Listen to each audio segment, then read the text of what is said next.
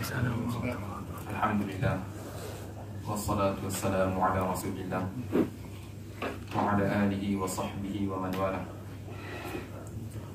Amma ba'd. Subhanaka la ilma lana illa ma 'allamtana innaka antal alimul hakim. Wa la hawla wa la quwwata illa billahil aliyyil azim. Terutamanya marilah sama-sama kita bersyukur kepada Allah, kerana Allah Subhanahu wa ta'ala masih memanjangkan usia kita. Sekali lagi pada hari ini kita dipertemukan oleh Allah. Didoakan pertemuan kita di antara pertemuan yang diberkati serta dirahmati olehnya. Yang dimuliakan hijab dan kuasa surah ini di atas usaha keras kalian untuk mengamalkan rumah Allah. Doakan ianya di antara ibadah yang akan menjadi saksi di hadapan Allah Subhanahu wa ta'ala kelak. Seterusnya para hadirin, para hadirat yang dimuliakan, dahulunya kita telah berbicara mengenai waktu menunaikan solat Jumaat itu adalah selepas tergelincirnya matahari. Kemudian kita juga telah berbicara mengenai waktu yang terdapat pada hari Jumaat, iaitu tidaklah seorang hamba itu bertepatan pada waktu tersebut, melainkan di saat ia berdiri memohon doa kepada Allah, semestinya ianya akan diperkenankan. Waktu itu kita namakan dia adalah waktu mustajab atau istajabah. Seterusnya pada kali ini kita akan terus menyusuri penghayatan kita melalui hadis Rasulullah sallallahu alaihi wasallam, muka surat 458. Muka surat 458.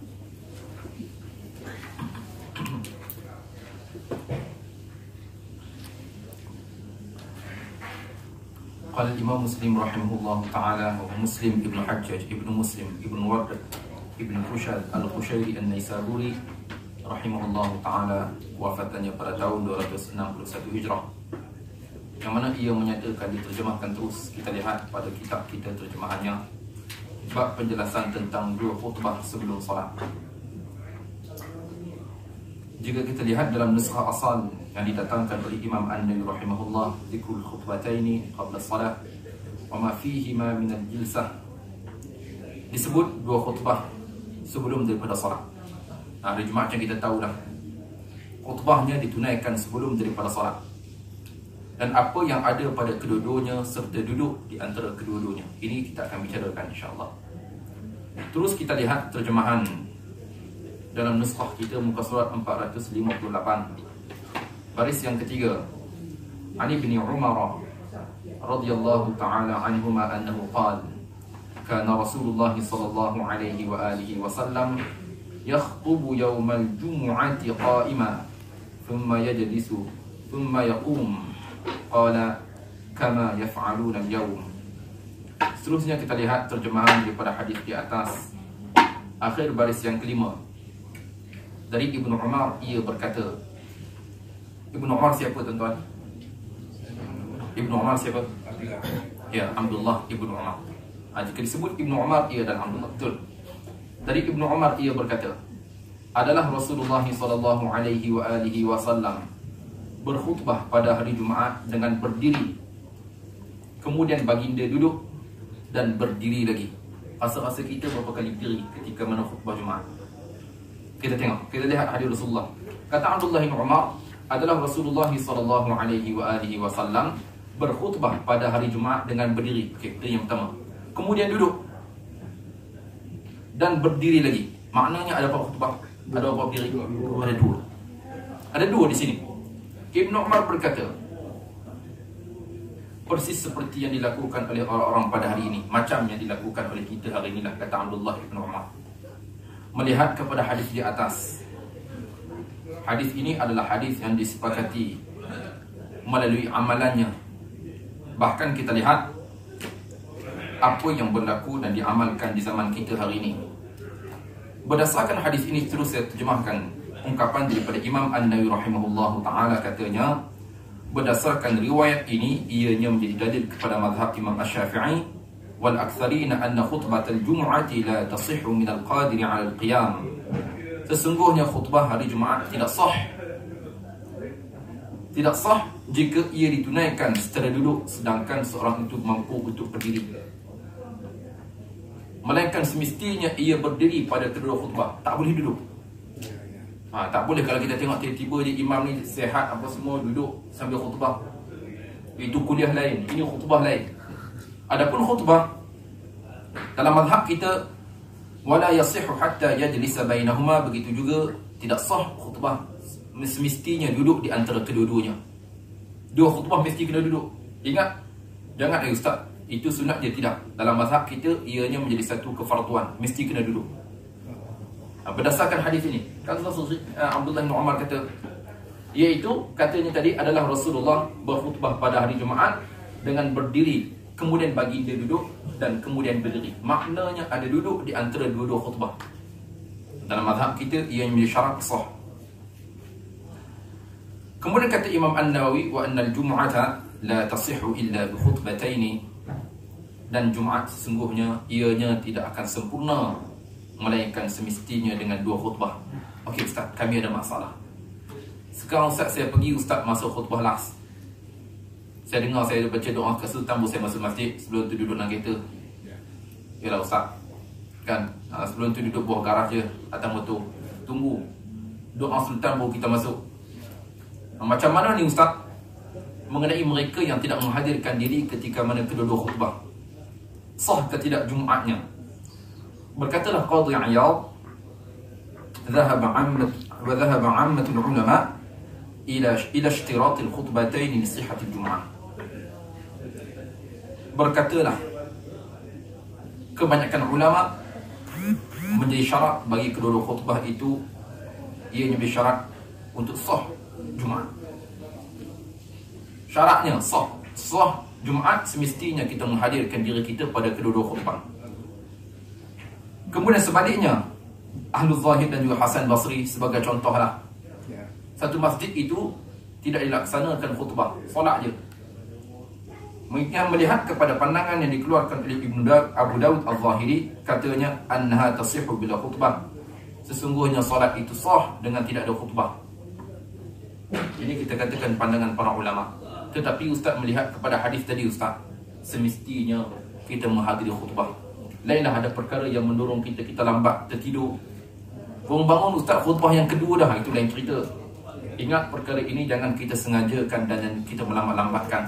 Sebagaimana kita ambil dahulunya beberapa hadis saranan daripada Rasulullah supaya kita bersegera untuk hari Jumaat. Supaya kita bersegera, maknanya benda itu adalah perkara yang dituntut. Cuma yang lainlah kalau kita tertidur, kita sakit ke, kita terlambat sikit dengan sebab-sebab tertentu, itu lain cerita. Adapun melihat kepada pandangan ini, kita katakan, kita meletakkan dalam prinsip kehidupan kita, semestinya aku akan mendengar juga kedua-dua khutbah. Ialah bukan selalu kita nak dengar. Kelak cuma kita akan habis lepas pada ini, macam mana ustaz khutbahnya. Tapi ustaz hari ini, ustaz sebab khutbah panjang sangat, macam mana ceritanya? InsyaAllah kita akan lalui dengan apa yang dinyatakan di sini. Okey. Itu di antara pandangan. Yang pertama, Qadhi Iyad menyatakan, ingat, khutbah ianya menjadi syarat sah Jumaat. Abu Dawud Al-Zahiri dan juga Al-Hasan Al-Basri, dan di antara pandangan daripada Ibnul Majishun menyatakan bahawasanya ianya tidak menjadi syarat. Tidak menjadi syarat khutbah, kedua khutbah tidak menjadi syarat sah Jumaat. Ini pandangan para ulama. Baik itu kita cuba untuk bersegera untuk menghadiri kedua-duanya dan kita mendengar kedua-dua khutbah tersebut.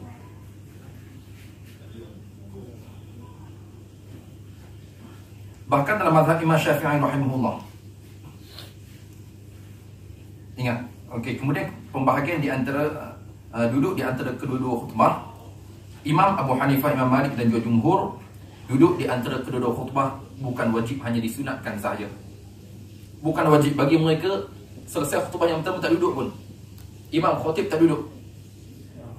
Akan barakallahu li wa lakum fil Qur'anil azim wa nafa'ani wa iyyakum ma fihi minal ayati wa dzikril hakim wa taqabbala minni wa minkum tilawatahu innahu was-sami'ul 'alim. Aqulu qawli hadha wa astaghfirullah li wa lakum wa li sa'iril muslimin wal muslimat wal mu'minin wal mu'minat fastaghfiru fa yafawzal mustaghfirin wa najatat ta'ibin. Tak duduk, berdiri je, mengikut pandangan mereka sah. Sebaliknya dalam mazhab kita, annahu fardun, sesungguhnya duduk di antara dua khutbah itu fardu. Bukan kita kata kita nak rehat sangat pun. Fardu. Mesti kena duduk. Khatib, mana nak tahu kita pun nanti mana nak tahu. Tak ada orang kita balik kampung, tak ada orang nak khutbah. Kan? Biasanya orang kata kalau orang bandar ni pandai. Orang pun tolak kita. Habis aku, tak apalah, kita ingatlah sikit. Tak susah pun sekarang sempat lagi. Kalau orang nak tolak kita, kita sempat download. Sempat lagi nak download khutbah. Kita kena tahulah, duduk di antara kedua khutbah itu adalah fardu dalam mazhab kita. Kemudian kita lihat hadis di bawah. Baris yang ketiga.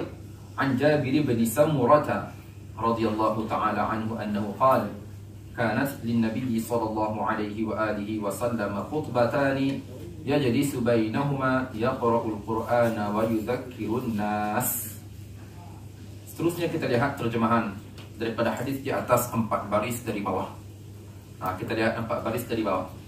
Jadi Jabir bin Samurah ia berkata, Nabi SAW melakukan khutbah Jumaat 2 kali.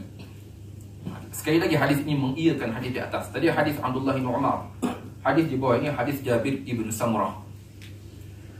Katanya Nabi SAW melakukan khutbah Jumaat 2 kali, di mana baginda duduk di antara keduanya. Dalam khutbahnya baginda membaca Al-Quran dan memberi peringatan kepada jemaah. Muka surat 459. Muka surat 459. Kita sempurnakan terlebih dahulu. Juga hadisnya sebagaimana hadis tadi. Juga diriwayatkan oleh sahabat yang sama, Jabir bin Samurah. Kita baca terjemahannya terus. Sedikit ada penambahan. Baris yang keempat terjemahannya. Jabir bin Samurah bahawasanya Rasulullah SAW berkhutbah sambil berdiri. Ingat sebagaimana kita bicarakan tadi, khutbah sambil berdiri hukumnya adalah rukun bagi mereka yang mampu untuk berdiri. Kemudian baginda duduk. Setelah itu baginda berdiri kembali dan menyampaikan khutbah kedua. Maka sesiapa yang memberitakan kepadamu bahawa baginda berkhutbah sambil duduk, sesungguhnya ia telah berkata dusta. Demi Allah, aku telah solat bersama baginda lebih dari 2000 kali. Ini kata Jabir, bangga dia. Aku pernah solat bersama dengan Rasulullah lebih 2000 kali. Tak pernah Rasulullah khutbah duduk. Mana ceritanya kata khutbah itu semestinya penyampainya khatib dalam keadaan berdiri. Seterusnya kita lihat muka surat 459. Jadi saya rasa bab ini adalah bab yang jelas. Cuma yang ustaz tadi, ustaz yang dinyatakan oleh Jabir bin Samurah muka surat 458 membicarakan kepada kita baginda dalam khutbahnya dia akan membaca Al-Quran dan memberi peringatan. Ini di antara rukun ke ustaz? Mesti kena baca Al-Quran juga. Kalau tak baca ustaz macam mana? Kata Imam An-Nawawi rahimahullahu ta'ala, kita tengok fihi dalilul Syafi'i, berdasarkan hadis ini ianya menjadi dalil kepada Imam Asy-Syafi'i, iaitu semestinya menjadi syarat ketika berkhutbah al-wa'd, iaitu memberi peringatan wal Quran, dan mesti ada ayat Al-Quran juga. Mesti ada juga ayat Al-Quran. Bahkan kata Imam An-Nawawi, qala Syafi'i la yasihul khutbatani illa bihamdillah wassalati ala Rasulillah sallallahu alaihi wa alihi wasallam fihima wal wa'd wa hadhihi thalatha wajibat fil khutbatayn wa tajibu qira'atu ayat min al-Quran fi ahadihima al-asah. Kata Imam Asy-Syafi'i rahimahullah, tidak sah khutbah kedua-duanya melainkan mesti ada alhamdulillah. Mesti ada. Sebagai contoh, nanti mana nak tahu, kita spontan kita tahu ustaz nak download, tak sempat dah ustaz. Tadi ustaz kata download, tapi tak sempat. Kita pun tak tahu naik atas tu, tak tahu nak buat apa. Ingat yang pertama kena ada alhamdulillah. Kita kata itu je alhamdulillah. Kemudian yang keduanya salawat ataupun solat ke atas Rasulullah. Alhamdulillah wassalatu wassalamu ala Rasulillah. Mesti ada salawat. Kemudian yang ketiganya iaitu semestinya ada peringatan. Tak kira lah peringatan apa yang kita nak cakap, kasut kat belakang kenapa tak sesuai atas rak, kita tak ada ayat dah. Habis dah aku ayat apa pun nak kata ni, orang tolak spontan. Kita pun meletih je, tak apa. Sekurang-kurangnya ianya adalah peringatan, dan jangan kita lupa untuk menyelit ayat Al-Quran sekurang-kurangnya satu ayat. Sebab tu katanya watajibu qira'atu ayat, kewajipan kepadanya membaca satu ayat daripada Al-Quran pada salah satu di antara kedua-duanya. Pada salah satu di antara kedua-duanya mesti kena baca. Kemudian katanya juga, adapun khutbah yang kedua wajib ia mendoakan kepada orang muslimin berdasarkan pandangan yang paling sahih. Kita ingat sikit lah, ada berapa tadi semua kalau kita kira? Yang pertama, okey, apa yang perlu kita buat yang pertama? Alhamdulillah. Yang kedua, salawat ke atas Rasulullah, wassalatu wassalamu ala Rasulillah. Okey, kemudian yang ketiga, peringatan. Yang keempat, mesti ada ayat Quran. Tak kira lah kita rubuh ayat apa kita buat, kita mesti kena baca. Okey, kemudian yang kelimanya, ya, doa kepada orang beriman ketika mana? Ketika khutbah yang kedua. Ini di antara syarat yang dinyatakan oleh Imam An-Nawawi rahimahullahu ta'ala. Adapun mengenai doa ketika mana khutbah yang kedua kepada orang beriman, ia di antara pandangan yang paling sahih, kata Imam An-Nawawi dalam mazhab kita. Kemudian kita lihat muka surat 459, bab teguran keras orang yang meninggalkan solat Jumaat. Bab teguran keras kepada mereka yang meninggalkan solat Jumaat. Seterusnya kita lihat baris yang ketiga. Baris yang ketiga, anna Abdullah ibn Umar wa Aba Hurairah haddathahu annahuma sami'a Rasulullah sallallahu alaihi wa alihi wasallam yaqulu ala a'wadi minbarihi la yantahiyanna aqwamun an wad'ihimul jumu'ati aw la yakhtimanna Allahu ala qulubihim thumma la yakunanna minal ghafilin. Muka surat 460. Muka surat 460. Akhir baris yang ketiga, sambungan baris yang keempat, bahawa Abdullah bin Umar dan Abu Hurairah kedua-duanya telah menceritakan kepadanya bahawa keduanya mendengar Rasulullah sallallahu alaihi wasallam di atas mimbarnya, hendaklah orang yang suka meninggalkan solat Jumaat menghentikan perbuatannya, ataukah mereka ingin Allah membutakan hati mereka, dan sesudah itu mereka benar-benar menjadi orang yang lalai. Hadis ini berbicara kepada kita natijah dengan sebab meninggalkan hari Jumaat. Jika perkara itu seringkali dilakukan, ia membuatkan seorang yang meninggalkan solat Jumaat itu lalai. Maknanya Ustaz, pada solat Jumaat itu ada keajaiban. Pada solat Jumaat itu adanya kelebihan. Bahkan ianya menjadi satu kefarduan kepada kita supaya kita menunaikan solat pada hari itu. Bahkan pada hadis Rasulullah ini, ianya menjadi teguran keras Rasulullah kepada mereka yang meninggalkan solat, iaitu sama ada Allah Subhanahu wa ta'ala menutup pintu hati mereka, kemudian mereka tergolong di kalangan orang-orang yang lalai. Maknanya Ustaz, dengan sebab kita meninggalkan solat Jumaat membuatkan kita semakin lalai, semakin jauh daripada agama, semakin jauh. Yalah, solat pun kita tak nak. Ini satu masalah kepada umat Islam jika meninggalkan solat Jumaat. Macam kita kata hari ini zaman kita susah sikit lah nak kata orang Islam tinggal hari Jumaat. Susah. Solat lain waktu lain tak apa. Tapi Jumaat ni susah sikit. Tapi walaupun begitu, kita jadikan ianya satu keazaman dan juga motivasi kepada kita supaya kita menghadirkan diri awal pada hari Jumaat, sebagaimana apa yang kita ambil daripada kata-kata baginda alaihi salatu wassalam. Okey.